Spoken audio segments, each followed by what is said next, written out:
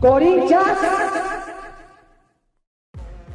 Fala, fiel torcida, o giro de notícias desta quinta-feira está começando e os bastidores corintianos está pegando fogo, e depois do comunicado da alta cúpula do Fortaleza na noite de terça, de que o goleiro Santos não será negociado, as atenções da diretoria corintiana mira a contratação do goleiro Hugo, que atualmente está de volta ao Flamengo, já que estava emprestado ao Chaves de Portugal, e o seu vínculo de empréstimo com o clube português se encerra no dia 30 de junho. Hugo Souza, de 25 anos, recentemente em uma entrevista de podcast, foi questionado sobre o interesse do Corinthians e as mensagens que tem recebido da torcida corintiana. Admitiu que já conversa com seu staff para definir qual será o seu futuro. O goleiro, que tem contrato com o Flamengo até dezembro de 2025, vê o seu nome no noticiário corintiano ao longo das últimas semanas, já que a diretoria do Timão vem trabalhando nos bastidores do mercado da bola para reforçar o elenco do Corinthians. Sem espaço no clube da Gávea com o técnico Tite, a tendência é que o goleiro Hugo Souza seja negociado e entre em acordo com a diretoria do Flamengo para buscar novos ares. O Corinthians seria um dos destinos, mas o jogador deixou claro que irá aguardar o mercado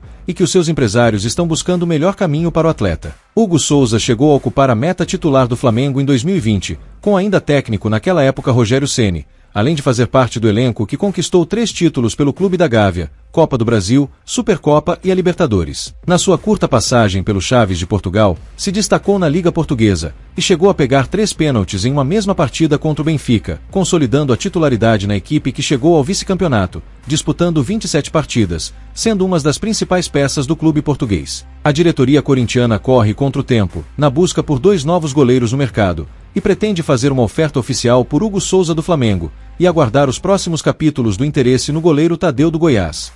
Fora dos planos do Corinthians, o atacante Léo Natel pode estar voltando para o Melbourne City da Austrália, por onde teve a sua última passagem na temporada 2023-2024. O clube australiano fará uma proposta pelo jogador de 27 anos nas próximas semanas, de acordo com as informações do portal UOL, e espera que as conversas entre a alta cúpula do Melbourne City, a diretoria corintiana e o staff do atacante sejam positivas para ambas as partes. Léo Natel tem contrato com o Corinthians até o final deste ano, e o clube australiano deseja a liberação antecipada e propõe uma divisão dos direitos econômicos do atleta, com o Timão ficando com uma porcentagem. Atualmente o clube alvinegro detém 85%, os outros 15% pertencem ao jogador. Por outro lado, a diretoria corintiana não quer dificultar a saída do jogador, mas não abre mão de uma compensação financeira, caso as partes avancem nas negociações. Léo Natel foi um dos destaques no clube australiano, em 29 partidas pelo Melbourne City, marcando 6 gols, com passagens pelo Apoel do Chipre e Casa Pia de Portugal. O atacante já despertou o interesse do Santos, clubes do Japão, da Coreia do Sul e do mundo árabe. A diretoria do Corinthians pretende se reunir com o staff do jogador na próxima semana, para definir o futuro do atacante Léo Natel. Agora é oficial, o zagueiro Raul Gustavo está a caminho do Ferencváros da Hungria para realizar exames e ser anunciado como novo reforço do clube. A transferência será em definitivo e o clube alvinegro, que tinha 90% dos direitos econômicos do atleta, agora irá manter 20% em uma venda futura do atleta. Apesar de conversas por uma rescisão contratual antecipada de seu contrato, que tinha validade até 31 de dezembro de 2024, o staff do jogador e a diretoria corintiana entraram em um acordo, e mesmo com o interesse do Vasco e Tijuana do México, Raul Gustavo optou em acertar a sua ida para o Ferencváros da Hungria. Sem espaço no Timão, o zagueiro Raul Gustavo não estava nos planos do técnico Antônio Oliveira, e a sua última partida pelo clube alvinegro foi em 23 de abril contra o Argentinos Júniors, onde acabou sendo expulso. Formado nas categorias de base do Timão, com a camisa do Corinthians foram 54 partidas disputadas e 6 gols marcados.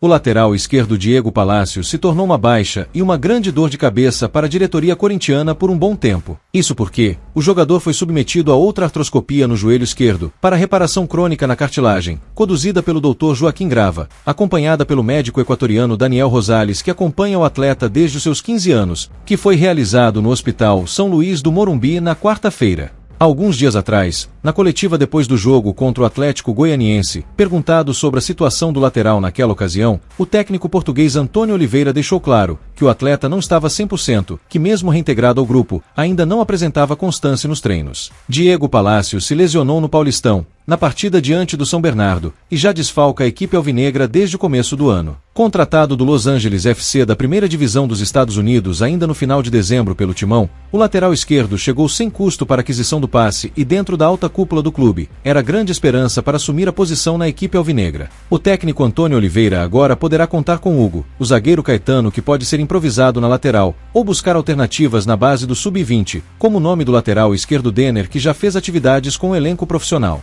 A diretoria corintiana pode ver o meia Rodrigo Garro sair na próxima janela de transferência por conta dos seus atrasos de imagem que o clube alvinegro ainda não pagou. Isso porque, de acordo com o portal El Craque Deportivo, esse pode ser um dos principais motivos para que o jogador esteja pensando e avaliando a possibilidade de deixar o clube, se caso em julho chegar uma proposta oficial para o meia. Times da Argentina já monitoram a situação do jogador. Racing, Boca Juniors e o River Plate querem contar com o futebol de Garro, já que o jogador deixou uma boa impressão quando estava no Talleres. Rodrigo Garro chegou no início do ano no Corinthians, é titular absoluto do técnico Antônio Oliveira, mas até o momento não convenceu, e nem de longe lembra aquele jogador do Talleres, que fez o clube alvinegro contratá-lo. A tendência é que Rodrigo Garro e seu staff defina seu futuro muito em breve, caso a diretoria corintiana não resolva as pendências com o jogador o mais rápido possível. Até o momento o meia disputou 23 jogos, marcou 2 gols, com 4 assistências, e o vínculo do seu contrato com o Corinthians é válido até dezembro de 2027.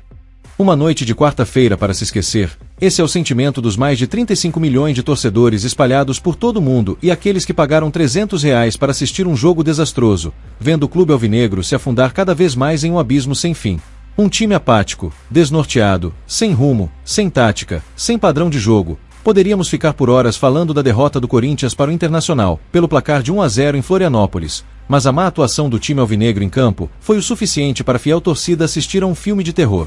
Hoje o Corinthians é o retrato de um clube mal administrado por todos aqueles que colocaram uma instituição tão grandiosa no fundo do poço, sem perspectiva de dias melhores, um clube quebrado financeiramente, com psicológico abalado e fadado ao fracasso. O resultado piorou ainda mais a situação do Timão na tabela do Brasileirão, já que o clube está na zona do rebaixamento, ocupando a 17ª colocação, com apenas 7 pontos conquistados, 1 vitória, 4 empates e 5 derrotas até o momento. Nas redes sociais após a partida, os torcedores corintianos pediram a saída do técnico Antônio Oliveira, e não pouparam críticas ao presidente Augusto Melo, Fabinho Soldado e todo o elenco do Timão. Nos bastidores, as reuniões já começaram a ser feitas em Florianópolis, e dentro do clube a demissão do técnico português é uma questão de tempo, por conta da forte pressão que a alta cúpula do Corinthians vem sofrendo nas últimas horas. Na coletiva, o semblante de Antônio Oliveira mostrou o reflexo do time dentro de campo e o abatimento que se instalou dentro do clube após o 6º jogo seguido sem vitória no Brasileirão. Agora o clube alvinegro tenta reverter essa situação no próximo duelo do time corintiano diante do Atlético Paranaense,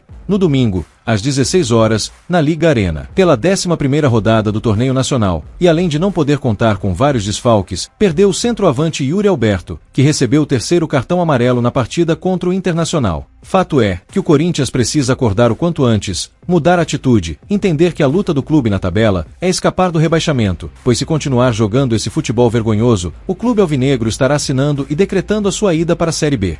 E o giro de notícias desta quinta-feira está terminando, fiel torcida. Deixe o seu comentário aqui abaixo, se inscreva no nosso canal, deixe seu like, nos ajude a crescer e fortalecer ainda mais a nossa comunidade aqui no YouTube, trazendo não só para o torcedor corintiano, mas para todos os telespectadores. Notícias verdadeiras e de qualidade para que a plataforma recomende cada vez mais o nosso trabalho. Valeu demais. Até o próximo vídeo aqui na Corinthians News Boom.